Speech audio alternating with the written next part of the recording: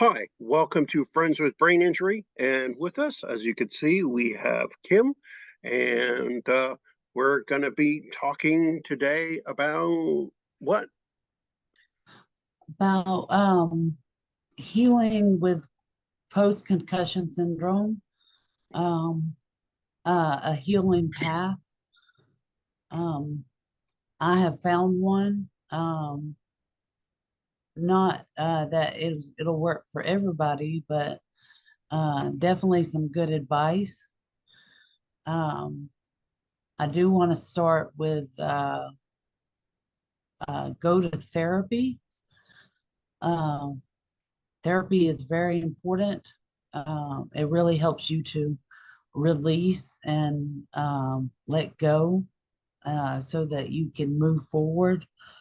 Um, Without therapy, I would not be where I am today.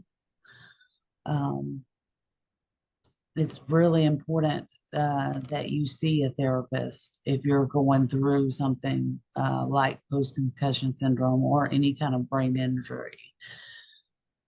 Um, it's a dramatic change. Um, your body and your mind have a hard time processing. Um, Listen to the doctors when they have any recommended cognitive therapy. Go take advantage. Um, Even when they have recommended physical therapy, go take advantage. Um, these things help with post concussion syndrome. Your My speech has cleared up significantly after speech therapy. Uh, that was the cognitive speech therapy. Um, Evidently, my anxiety was so high that it was causing a lot of the speech problems. So we had to get my anxiety under control so that we could get my speech problems under control. And um, on the physical therapy side, um, there are physical things that lead to some of our symptoms. I have a lot of neck, shoulder, back problems after my accident. Um, and going through physical therapy really helps. Doing the physical therapy exercises, um, they help to relieve that tension that stays in those muscles now.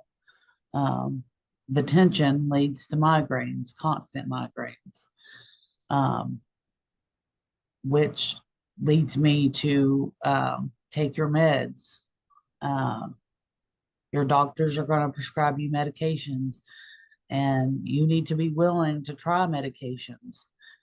Uh, I was very against taking Botox for migraines. Uh, I felt like it was a poison, and I did not want it in my body. Uh, I did not feel like it would help because it's something that people use for cosmetically. I was um, very skeptical about it. And whenever I finally gave in because the migraines were so bad, uh, I was so glad that I did, that I was finally willing to try what my doctor was recommending and do the Botox for migraines because that was the key. Um, I have it every 3 months, and now I'm down to one migraine, maybe two, in a 3 month cycle. And it's usually right at the very end where whenever I need a new injection set. So, um, handling the migraines has really handled a lot of my symptoms. Um,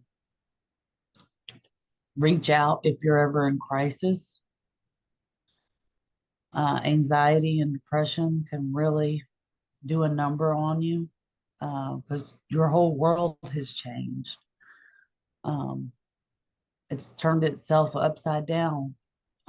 So reach out if you're in crisis so you can get the right meds, uh, get the right therapy.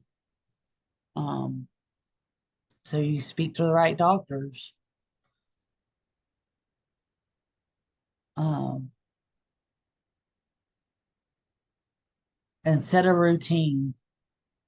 Set a routine that's based on your adjustments. So you're going to make adjustments to your daily life uh, to get through because everything's going to be adjusted. That's just the way it is. Your new life has started and it's time to adjust to it um, instead of fighting against it. Try to lean in instead of, pushing away. Um, and really set a schedule that will work with your new adjustments. Um, that's really my set of information that I feel like everybody should hear about post concussion healing journey, um, my healing journey, uh, and advice that could really help others. Um, And while the Botox for migraines helped me, it may not help you. Listen to your doctor.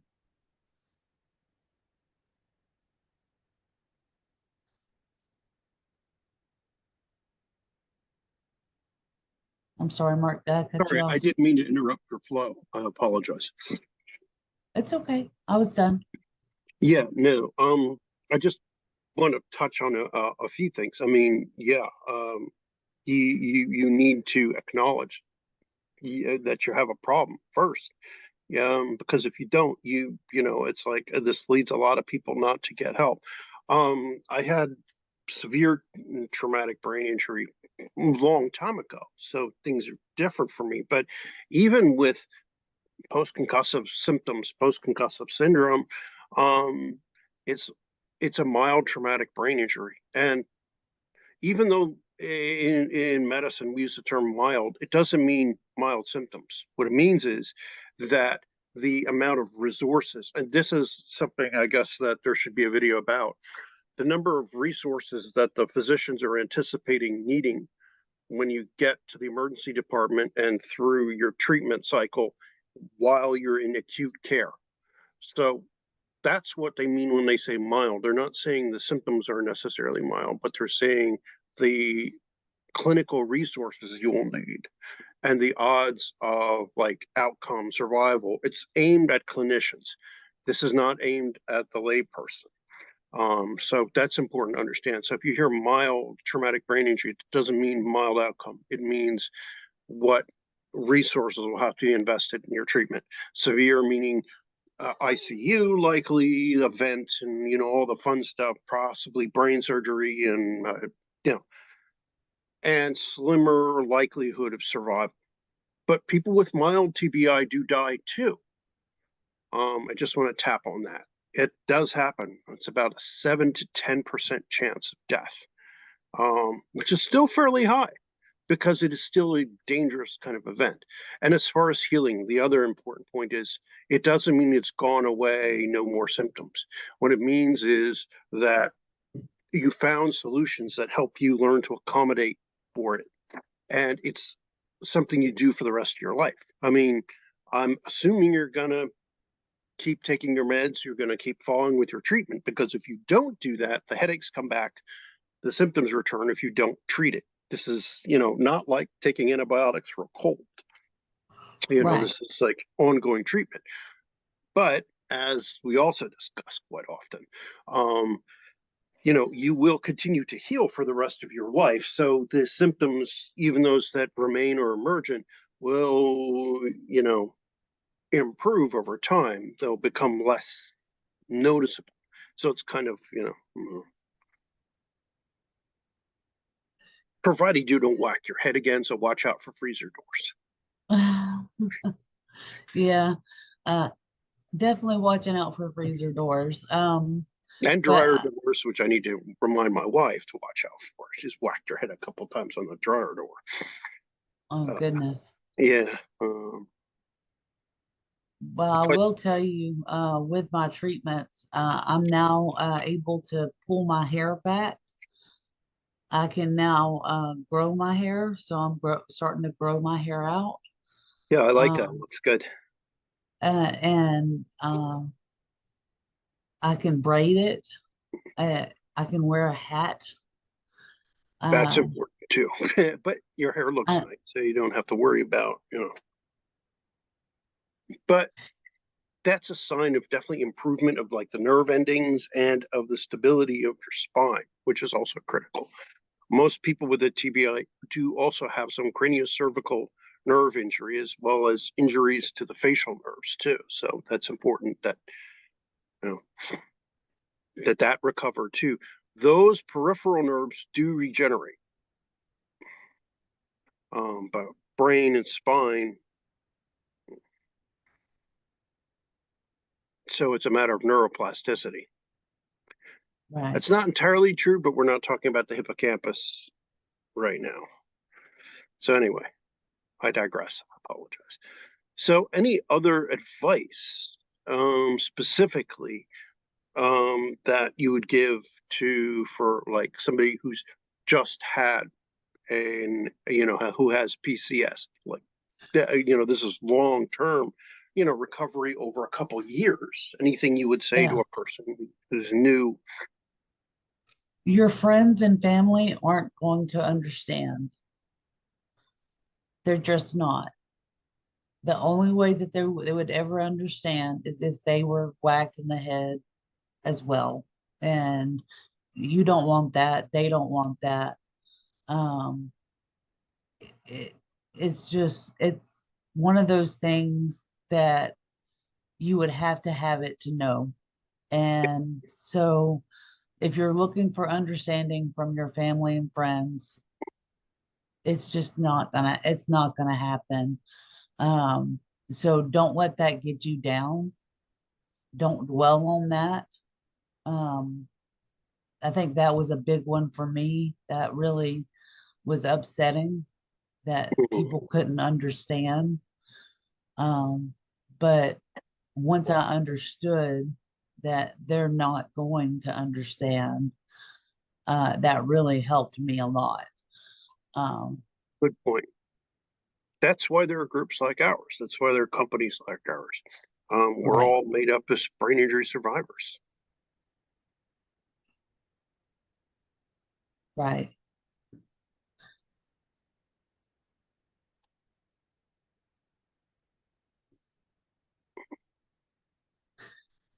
What sorry, did I? You said okay. Um, Oh yeah, no. We're made up of fully of brain injury survivors, and we want to um, let people know that hey, there's more of us out there that feel the same way. We have the same symptoms. We we go through the same struggles, and hey, here's how I handle it. These are things that I do that help me. Um, so let's help each other. Um, it's a good community. you have questions, reach out for us. Reach out for Kim or me or for somebody else. As you can see, sometimes our own communications are a little staticky, you might say, because yeah, we have our own communications bugs. And that's something for family to know, is that we may not always be the most efficient at communication. Give us time, please. If you or it's like if you are dealing with a loved one who has a concussion or something like that, they may not get it. We may be a little concrete. We may be confused. We may have trouble with word finding. We may repeat ourselves, things like that. Find a Short-term way. memory. Yes, short-term memory. Be patient. Understand that, we're going to have trouble. And it may last. It may never go away. But you can find a way to communicate. It's a matter of being realistic. Same thing with Kim just said there. And maybe speak with a brain injury medicine physician, a neuropsychologist who's a brain injury medicine doctor is typically a neurologist, a physiatrist, which is a physical medicine doctor who does rehab, or a psychiatrist who has a subspecialty. We've talked about this a bunch, or talk to a clinical neuropsychologist who is a specialist type of psychologist who studies neuroscience. And maybe they can help you work on the communications or understanding. And a licensed therapist or something like that. They're not going to fix the person to the way they were, but they may help you with communications. Marital and family. Look into getting marital and family, if it's a spouse, that kind of thing, to maybe help work on communications. All these kind of things. Just a suggestion. Family therapy, if it's with kids and stuff, same thing. Right. Therapy really, really helps to acclimate you to this new life that you're now living against your will. That's essentially how it is. And you have to sink or swim, and therapy is like a life ring. So you and your family, and there's that one extra person there, which is the brain injury. So it's kind of like making accommodation for that. All right, I guess, is there anything else you want to chuck in there? Because that's a lot of useful information, and hopefully people will find this helpful, and promising for the future. Um, Goals to strive for, and like, trust in the treatments that are provided, both things you could do for yourself and things your doctors could do for you. Look at some of the videos we have here. They describe some of these things. If you have any questions, anything like that, comments below. Please click like and subscribe. Don't forget that bell icon. Any comments or questions for Kim or myself or anyone else on the team, please let us know. Thank you, Kim, for coming on and for your advice and your wisdom. oh, not a problem at all. Bye. Bye.